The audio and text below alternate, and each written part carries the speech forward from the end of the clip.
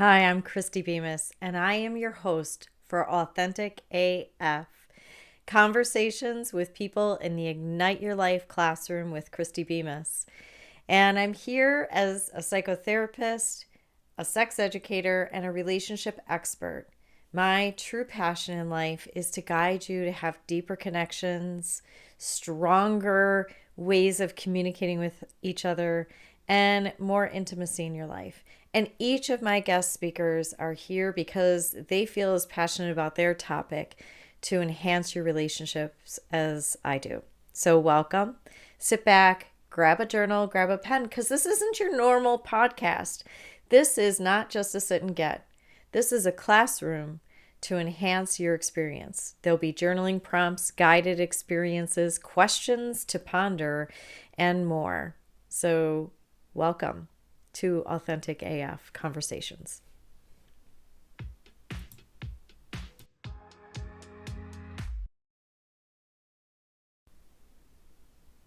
Hi and welcome. I'm Christie Bemis. I'm your host for Ignite Your Life Classroom, and this is an Authentic AF conversation with me. Authentic AF is a podcast, vlogcast that supports you to live more authentically. And at times, I will have guest speakers and special appearances by people that I think are really doing some amazing things out there and living their life authentically. And I will be sharing with you my own thoughts on that and how I live my life authentically. This particular episode today is special in that it's just me. So, with these podcasts, I encourage you to grab a pen, grab a journal, because towards the end of our time together, and including along the way, you'll be taking notes and there'll be journaling prompts. So, I hope you enjoy this episode as I talk about what my authenticity looks like for me. And it'll start framing all of our conversations that I have throughout the next year with guests living their life authentically. So grab a pen, grab your journal, grab a glass of wine, a cup of tea, and join me for this Authentic AF episode. I want to start out by saying that what if authenticity is not about being impulsive? It's not about being impulsive. It's not about being disciplined either. It's more a matter of being in greater alignment. And you're going to see me looking off to the side, so I check my notes every once in a while. This isn't just a podcast. Like I said, it's a life classroom, and there's going to be lots of reflection and growth along the way. So today, what I want you to do in your journal is to start out with, I'm going to share with you my authenticity model that I have learned from two colleagues of mine, two people that are out in the field doing some really amazing work out there around authenticity. And that's Kenneth Play and Dr. Zana. They created the authenticity AF model that I'm going to be sharing with you. So I just want to give credit where credit is due. The first part of the model is write down in your notebook authentic AF and then equal. So we're going to create an equation. And I'm going to give you 3 words that are part of that equation. Behavior plus values plus sign desires. The authenticity model that I was trained on that really resonated for me were these 3 things that created authenticity. That when our behaviors lined up with our desires and they also lined up with our values, then we were living truly authentic lives. So you can draw a triangle, you can draw 3 circles, whatever you want to do in your notebook about anything around your desires, your behaviors, and your values. And when we act on a desire that maybe we really desire that, but when we act on it and it violates a deeper value, it may feel good in that moment, but afterwards, shame creeps in. So whenever our behavior matches our desire, but is misaligned with our values, That's where shame often lives. And examples could be, just broadly speaking, acting on impulse, or whenever we seek validation. This is okay. This is okay. Whenever we have like reactivity in relationships where it's like, oh, I don't like the person I'm becoming in this relationship. When we yell at our partner, or we start controlling things through our money management or through our information, or we just start controlling like our partners through like how they're parenting, but then we can hear our voice and it's misaligned with how we desire to be in more loving ways. We can really feel a deep, deep sense of shame. And shame can often be a signal that we are operating in misalignment with our values. Not that you're a bad person, but that it's what you're doing is maybe misaligned. Okay. By the end of this episode, we're going to be talking a little bit about how do we bring these things into alignment and still be authentic. The other part of the equation I want you to consider is when our behavior is lined up with our values. For example, when we do the right thing, when we follow the rules, when we conform, when we're being responsible, when we're being good, when we're suppressing any kind of like longing or desire, it leads to repression. So we desire something, but we know that what we desire might not be right. And anytime we tamp that desire down, then it can lead to a deep sense of repression. And it can lead to quiet resentment. It can lead to a sense of numbness, dissociation sometimes. It can also lead to a loss of vitality and feeling fully alive whenever we repress something. Repression and shame are both handled and dealt with a lot of times by using substance. Both are dealt with a lot of times by kind of numbing out, scrolling too much, over shopping, hanging out on TV and not out in the real world.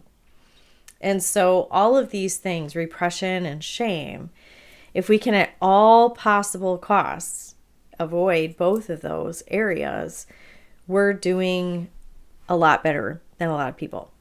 So authentic living is really about integrating. It's not that we want to eliminate our desires. We may need to modify them a little bit to fit with our values. We also don't want to abandon our values, but we may need to tweak and modify. Why do I value what I value? And how I'm carrying out my value, is that really helpful for me? So I'll talk to you a little bit about how values can stay the same, but our beliefs or our thoughts, our thought process around them can change as we grow and evolve and as we move through life. And we can also modify our behavior instead of running wild at all costs. We can modify our behavior so that it feels just a little bit more aligned. And that's where authentic living can really be about integration. So what I want you to do in your journal is the first couple prompts that are going to be about desires. What do I deeply want right now? What am I longing for that maybe I haven't even admitted to myself? And what feels most alive in me right now? So some of my deepest desires are having just a really loving partnership and relationship, deepening my friendships, deepening my spirituality, deepening my creativity quest, my painting, spending more time out in nature. I also desire travel, like just traveling more, getting out more. Just those are some of the ones that are kind of emerging for me right now. So if you need to pause this and take a minute to write down your desires, go ahead and do that now. And as we come back, the next prompt is going to be around values. What do I stand for? What kind of partner, professional, parent do I want to be? What matters most long term for me? So some of my core values are, I'm looking through a list. I know freedom is definitely a core value of mine. That's why I love to travel so much. But freedom is a core value. Family is also a big core value. Joy, not happiness, but joy, like the embodiment of happiness, just feeling it all throughout my body, is a high value of mine. Curiosity is one of my favorite words. So that's, I think, being curious, being a lifelong learner, growth, that's a core value of mine. So just take a minute and write down what you stand for. You can find lots of value lists out. You just Google it out online right now. Lots. Pick the ones that resonate for you. Pick your top 3 after you narrow it down to maybe 15, 20 words, right? That resonate for you in those long, long lists that are out there. Find your top 3 or 5 or themes of like, what does this mean for me? And then the third prompt, after you take a little pause and write down all your values, the third prompt has to do with where some of misalignment is happening. So when are the times that I'm living feeling shameful? What has felt shameful? For me, I felt shame over this last week when I didn't quite get to my creativity stuff. I worked a lot of hours and I didn't make room for creativity. I felt shame when I didn't make enough time to go visit my mom this week, that she's in assisted living. I felt some shame around in partnership, just like kind of zoning out together, both of us zoning out on TV this weekend versus like really living intentionally with each other or making time for like intimacy and connection. So those are times this last week that there was a misalignment for me. Where in this last week or so have you felt repression? And so what repression is, remember, is when you desire something, but you recognize that doesn't line up with my values, so I'm not gonna act on it. I'm not gonna do the thing. I'm not gonna do what I desire. When have you felt like you had to push down your behavior so that you conformed? And where did resentment live this week? And then the other piece of this is so important because for every like shadow, we need light, right? To counterbalance it. So the other list I want you to think about making is, where did you live in alignment this week? Where did alignment feel good? Where did it feel like I'm definitely living my best life? I took a bunch of women to take a tour of like an art kind of installation in an area business here. And it hit all of my values and desires. It hit all of my desires for like friendship and connection and freedom and creativity, as well as, just I got out and I didn't stay at home. I got off the couch. I moved my body. We all got like 5,000 to 6,000 steps in the whole day while we did the tour. So that's where I can like pinpoint that was alignment for me this last week. And that felt really, really good.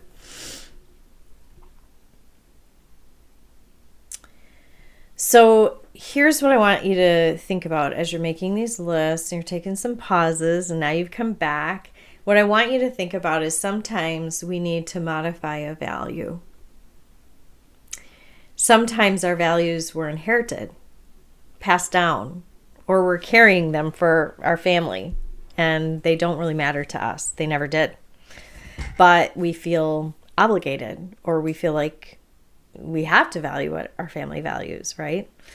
And so think about what are some things that you value that maybe might need to feel a little modification or have a modification done to them. It no longer is serving you the way that you're carrying that value out. So I want to give you the example of I value freedom. Now, freedom plays out throughout my life in very different ways. When I'm in relationship with somebody, it plays out within the container of the relationship. A container can still have a ton of freedom. It can still have a ton of play, a ton of fun, but you have to agree to the container. Where at other times in my life where I've not been in relationships, maybe I had more freedom to like act out on different things that I desired. Or maybe my freedom is played out differently. When I was single, it was played out one way, but when I'm married, it's played out in travel, right? When I'm in deep relationship, it's played out a different way. So those are all just things to be thinking about. Like, how was this maybe an inherited value? Does it still pertain to me? Are there some modifications about how I carry it out? The other is a desire. Is the surface desire covering even a deeper need? So if we have a desire, let's say you're a married person or you're in a committed relationship, and you start desiring a colleague or coworker because they're just so attentive and they get you. They just really understand you in a way that your partner at home doesn't. That desire of desiring a colleague actually might be covering for an underlying need, which is, I wish my partner cherished me more, saw me. I wish we had a deeper intimacy. I wish we had a deeper connection. So sometimes our desires can be looked at and modified because by acting them out, it's going to blow up our world. But that when we can look at, maybe that's actually an underlying need for me that I need to give voice to, have come alive. That might be the next direction that you go with your authenticity and being more authentic in life. And behavior, how can I act in a way that honors both my desires and my values? So authenticity is not like a static one and done. Now, boom, check mark, I'm authentic. It is a constant journey that you're going to be embarking on in life. It's going to require constant and ongoing calibrations because we change, we grow as human beings. And how we value something today might not be how we value things 10 years from now. I know how I valued family when I was raising children is very different than when I'm empty nesting. Do I love my kids? Do I love my family? Yes. But I also love my role, which is launching and not getting all of my needs met through family, but getting my needs met through chosen relationships outside of my family. Letting my kids have their freedom, their opportunity to develop their own authenticity is super important for me and super valuable for them. So I want you to think about this. When I was raising kids, I always had that value of freedom, and I had the strong desire to travel. But for many of the moms, especially in like my kids' sports or dance communities, there was a lot of judgment placed on me for wanting to travel outside of the country. Even though I was raising kids, I still had a strong desire to travel outside of the country. Now, for me, how I honored all of that by behaving in a way that felt aligned to that freedom value, but also the family value, and also my desire to travel, was I would take a longer 10 to 12 day trip at least once a year. I knew that my kids were fully supported. I knew that we would take a family vacation that summer. It was not in replacement of that.